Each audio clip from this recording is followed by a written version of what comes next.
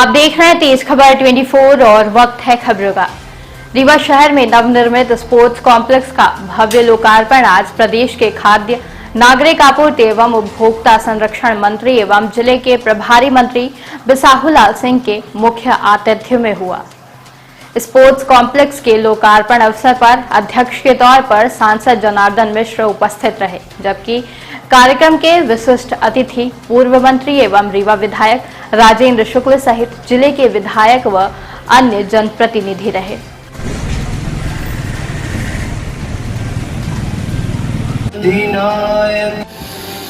जी माननीय श्रीमती प्रतिभा पाल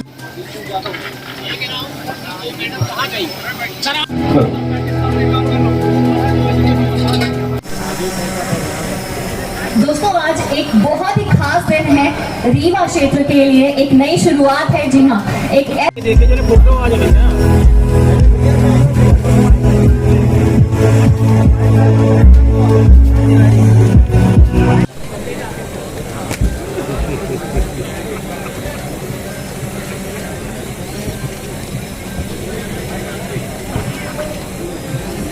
के साथ हम आज इस अवसर पर एकत्रित हुए हैं। नवनिर्मित sports complex plus all India football tournament में पधारे हमारे मुख्य अतिथि महोदय, आज हमारे सभी वीआईपी गेस्ट, आप सभी हमारे परिवार के सदस्य, हमारे स्पेशल गेस्ट, हमारे कार्यक्रम के अध्यक्ष, हमारे सभी वीवीआईपी गेस्ट मौजूद हैं मंच पर। आइए, कार्यक्रम है हमारे अपने हैं तो हमारी पहचान है, हमारे अपने हैं तो खुशियों का संसार है। आप हैं, हम अरे अपने हैं, तभी तो हमारी आज की शाम इतनी यादगार है। आइए, स्पोर्ट्स कार्यक्रम के लोकार्पण के बाद Akhil Bharatiya Rewa gold cup football tournament का शुभारंभ भी किया गया है। तकरीबन एक सप्ताह तक आयोजित होने वाले फुटबॉल टूर्नामेंट में राष्ट्रीय स्तर की टीमों ने हिस्सा लिया है, जिसका रीवा के खेल प्रेमी सप्ताह भर आनंद लेंगे। तो आइए हम आपको सीधा ले चलते हैं उस स्थान पर जहां भव्य स्पोर्ट्स कॉम्प्लेक्स का लोकार्पण करने के साथ फुटबॉल टूर्नामेंट का शुभारंभ किया जा रहा है।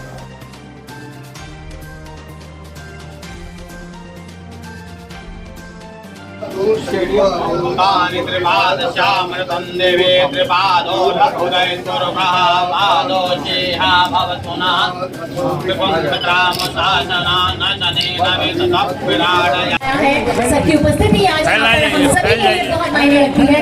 जोरदार बीच हमारे मुख्य अतिथि माननीय श्री बिसाहुलाल सिंह जी, खाद्य नागरिक एवं आपूर्ति उपभोक्ता संरक्षण मंत्री रीवा मध्य प्रदेश शासन। जोरदार तालियों के साथ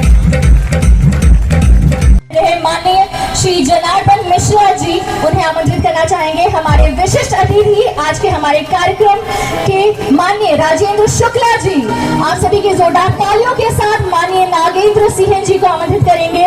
जोरदार तालियों के साथ माननीय पंचूलाल प्रजापति जी, माननीय दिव्यराज सिंह जी, माननीय प्रदीप पटेल जी, माननीय श्याम अमृत तिवारी जी और मोहनलाल शुक्ला जी, पंकु जी, सारे लोगों के साथ जब विचार विमर्श हुआ तो ये हुआ कि जब सारी टीम आई रही है तो रीवा की टीम रह जाएगी तो अच्छा नहीं लगेगा, एक रीवा 11 को भी उतार दिया जाए, दिल्ली के भाग से छीका न टूट जाए, कहीं ऐसा ना हो सबको हरा के रीवा विजेता हो जाए। तो इसलिए हम लोगों ने कहा कि जरूर रीवा की 11 उतरे यहाँ पर, और उसके लिए बड़ी मेहनत किया हमारे फुटबॉल से जुड़े हुए सारे लोगों ने। ओम प्रकाश गुप्ता जी भी हैं और आबिद खान भी हैं, सारे वालों से लिया था। मैं IT वालों को भी धन्यवाद देता हूँ, विश्वविद्यालय वालों को भी धन्यवाद देता हूं कि जब ये बना रहे थे तो थोड़ा सा ज़मीन उनकी भी फंस गई।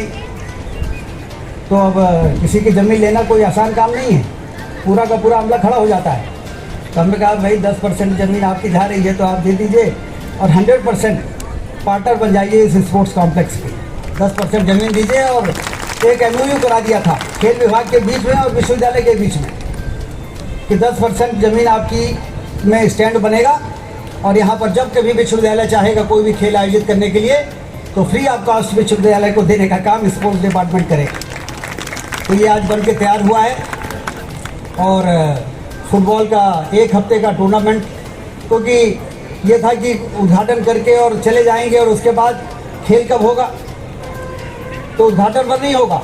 1 हफ्ते यहाँ फुटबॉल का महाकुंभ बना रहेगा और देश की वो सारी टीमें यहाँ पर बुलाई गई हैं जो नामी टीमें हैं, वेस्ट बंगाल उसी प्रकार से फुटबॉल के लिए राष्ट्रीय स्तर पर मशहूर है। जैसे हमारे रीवा में गोविंदगढ़ फुटबॉल के लिए जाना जाता है, वेस्ट बंगाल की टीम आ रही है। रिन्यूएबल एनर्जी का एक कॉन्फ्रेंस था जर्मनी में, और उसके बाद फिर हमने कहा कि 5-6 दिन का मौका है, पूरा यूरोप घूम लेते हैं, तो रोम भी गए। रोम में कोलोसियम देखा था, जो 7 आश्चर्य में एक है।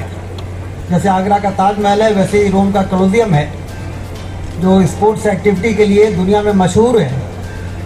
पूरे यूरोप और पूरी दुनिया के लोग वहाँ पर इकट्ठे होते थे, एक ज़माना था। उस कोलोसियम का जो आर्किटेक्चर है वो रीवा के इस स्पोर्ट्स कॉम्प्लेक्स का आर्किटेक्चर है। जब ये स्वीकृत हुआ तो हमने कहा कि कैसा बनेगा भाई, सामान्य नहीं दिखना चाहिए।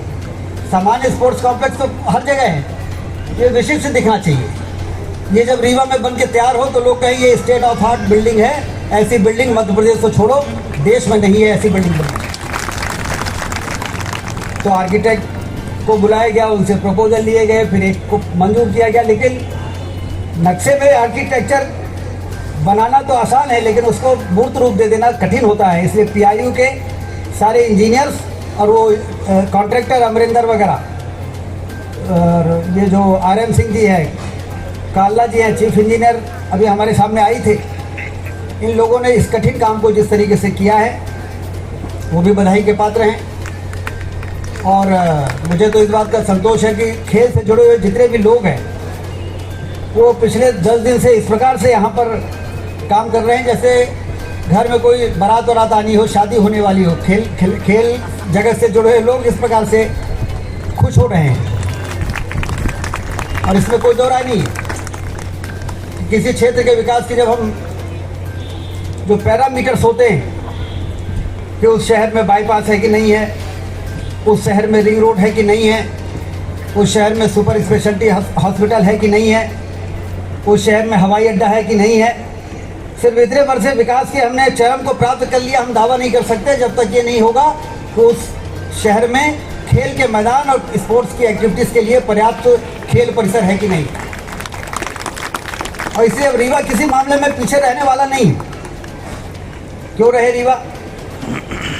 क्या यहाँ के लोग सांसद विधायक नहीं बनाते हैं क्या? क्या यहाँ के लोग मंत्री और अन्य जगह भागीदारी कोई कम है क्या? लेकिन क्यों हम पीछे रहेंगे? और इसलिए ये तय हुआ था कि सारे वो काम जो किसी भी जिले को, शहर को विकसित करने के लिए ज़रूरी है, वो सारे काम करना बहुत ज़रूरी है। फिर इसके ज़मीन के चयन की बात आई तो ये था कि जहाँ पर क्रिकेट का स्टेडियम है यदि उसी के बगल में बन जाए तो पूरा स्पोर्ट्स का जो कंपोजिट